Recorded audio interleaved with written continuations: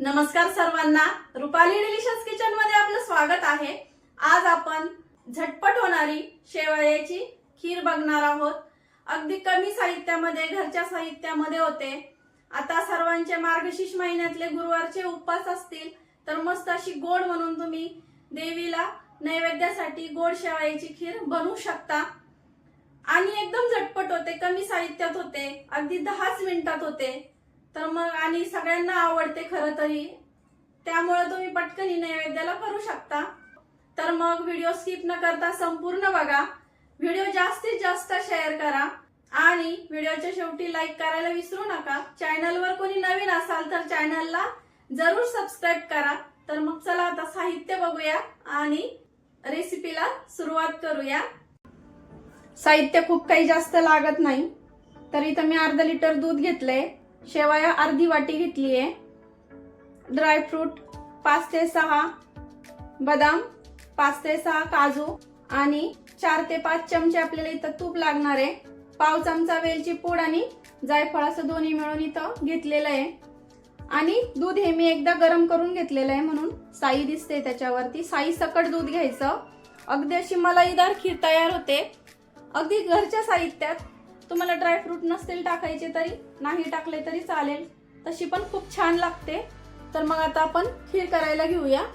तर इथं मी कढई गरम करायला ठेवली आहे आणि दूध एक साईडला आपल्याला गरम करायला ठेवायचं आहे। दुसऱ्या गॅसवर मी दूध गरम करायला ठेवते।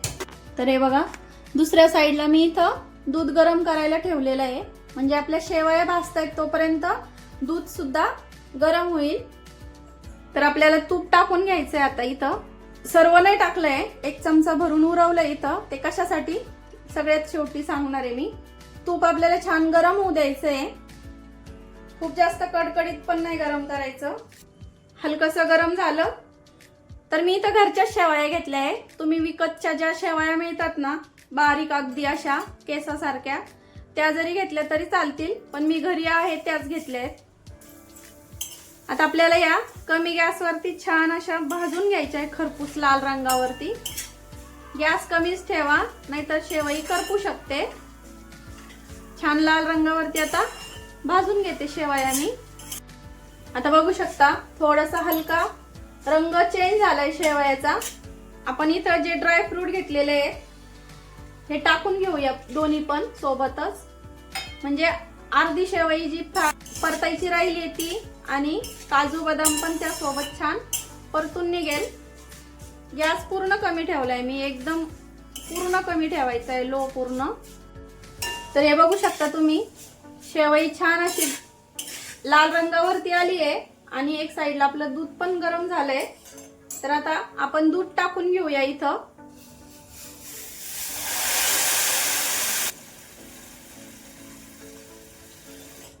आणि मी एक वस्तू तुम्हाला सांगायला विसरले, ती म्हणजे साखर। तर आपल्याला एवढ्या अर्धा लिटर दुधासाठी 5 ते 6 चमचे साखर घ्यायची आहे। मी ते साहित्यामध्ये सांगायलाच विसरून गेले अक्षरशः, तर सॉरी। तर आपल्याला इथं 4 ते 5 चमचे साखर पण लागणार आहे, आपण जे पोहे खातो ते चमचे। पण आपल्याला आता लगेच साखर टाकायची नाहीये, मी दाखवते तुम्हाला, कारण साखरेशिवाय तर खिरीला काय मजाच नाहीये। कशी विसरले काय माहितीच नाही, सॉरी। तर खिरीला छान उकळी आली आपल्याला आता 5 ते 6 मिनिट छान खीर उकळून घ्यायची आहे। तोपर्यंत तुम्हाला मी साखरेचं प्रमाण पण दाखवते। तर हे बघा, तुमच्या आवडीनुसार तुम्ही साखर कमी अधिक घेऊ शकता। मी इथे 4 चमचे घेते अर्धा लिटर दुधाला, आणि जाड साखर आहे त्यामुळं 4 चमचे घेते मी इथं।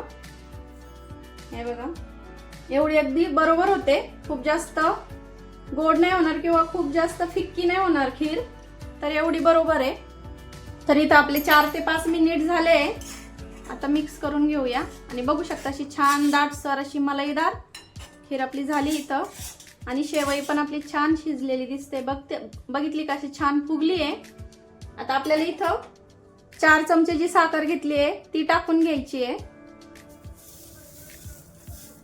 हे बघा। आणि वेलची पूड आणि जायफळ पूड ही पण टाकायची आता। वेलची पूड आणि जायफळ पूड थोडी लेटच टाकायची, म्हणजे तिचा जो फ्लेवर आहे तो छान असा टिकून राहतो गोडाच्या पदार्थामध्ये. मिक्स करून घेऊया.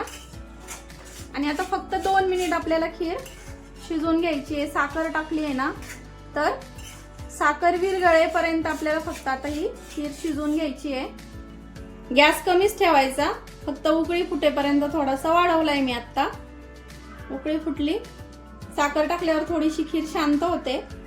हे बघा आता उकळी फुटली आहे, गॅस कमी केलाय मी पूर्ण. आता पुन्हा 2 मिनिटासाठी आपल्याला छान शिजवून घ्यायची आहे खीर.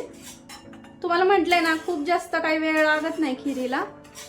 आता साखर विरघळते तोपर्यंत आपण वाट बघूया. तर 2 मिनिट झाले, बघू शकता अशी छान आणखीन अशी दाटसर झाली आहे खीर. आणि मी फक्त गाईच्या दुधापासून केली आहे, फुल क्रीम वगैरे असं काही दूध घेतलेला नाहीये. आणि मी सांगितलेलं एकदम प्रमाण परफेक्ट सांगितलेलं आहे. तर आता तुम्हाला दाखवते मी किती घट्ट झाली आहे. तर हे बघा अशी मध्यम स्वरूपाची छान लागते खीर.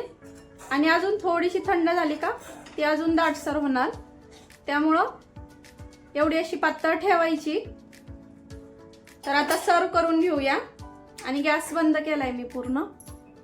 तर छान अशी नैवेद्यासाठी आपली देवीच्या नैवेद्यासाठी आपली खीर इथं तयार झालेली आहे. तर खीर कशी वाटली, एकदम झटपट 10 मिनिटात होणारी, कमेंटमध्ये नक्की सांगा मला. आणि करून बघा अशी मस्त देवीला नैवेद्य म्हणून खीर. आता आपल्याला सर्वात शेवटी तुम्हाला सांगितलं ना मी का तूप कशासाठी ठेवलंय हे. तर आमच्याकडे खिरीवरती असं छान कुठलीही खीर असू देत तिच्यावर असं तूप टाकून खाल्ल्यात जातं, खूप छान लागते. तुम्ही पण एकदा ट्राय करा असं वरनं तूप घेऊन. कशासाठी उरवलं होतं तर याच्यासाठी उरवलं होतं. खूप छान लागतं वरनं तूप घेऊन खिरीवरती खायला. रेसिपी तर आवडलीच असेल, त्यामुळे लाईक शेअर सबस्क्राईब करायला विसरू नका. रेसिपी नक्की करून बघा, कारण घरचं जेवण हे खरंच स्वादिष्ट असतं. अशाच नवीन छान छान रेसिपींसोबत पुन्हा भेटूया. तोपर्यंत अशी देवीच्या नैवेद्याला खीर करा. बाय.